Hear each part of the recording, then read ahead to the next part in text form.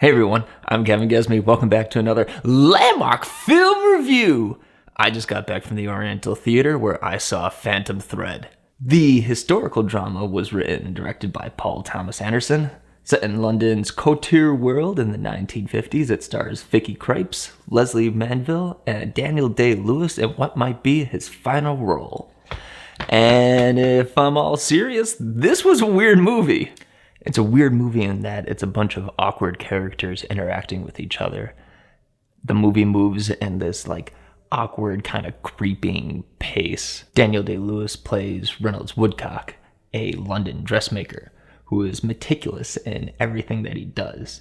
And he meets and falls in love with a countryside waitress named Alma, played by Vicky Krieps. The film is about love and passion, and their love and passion for their work, and their love and passion for each other that they develop. But beneath all of the elegance, there's this really awkward character relationship going on. Lewis and Leslie Manville, who plays his sister Cyril, have such a close relationship that it's almost creepy. It's kind of creepy. It's definitely family getting the backs of each other, especially Cyril for Reynolds.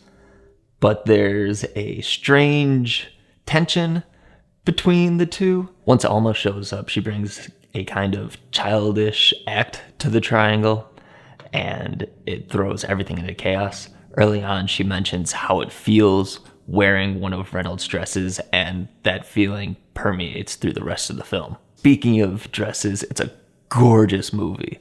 The costumes are amazing in this, as you would expect. There are also several shots in this film where it looks like a classical painting, something that you'd find hanging on the walls of an art museum. The score is beautiful too, and it's always hinting, it's always kind of just floating through the film, and when it drops out, you notice it, specifically because the sound design is also fantastic in this movie. There are a couple scenes where everything is louder than it would ever feel like in real life, and it is just grating on the ears, and you feel for one of the characters who is particularly annoyed by this sensation.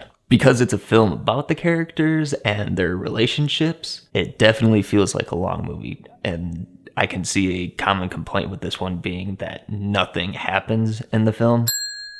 So the film is about characters, and the real crux of the conflict comes from the two main leads of Reynolds and Alma announcing their love for each other as opposed to keeping it hidden in the subtext of their relationship. It happens after Alma poisons Reynolds.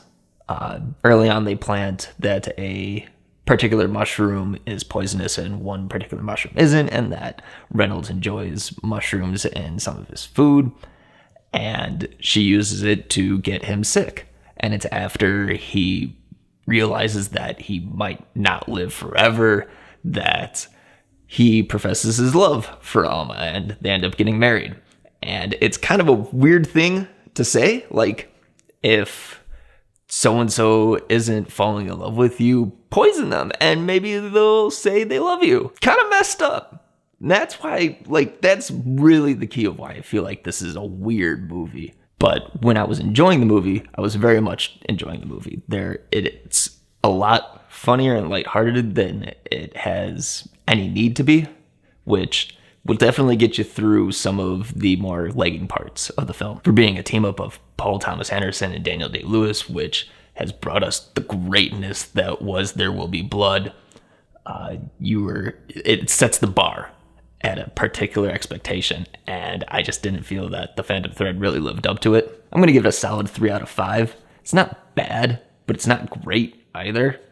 If it is Daniel Day-Lewis's last role, as it's expected to be, I hope he does make a curtain call, because I really want him to go out on something a lot better than what this ended up being.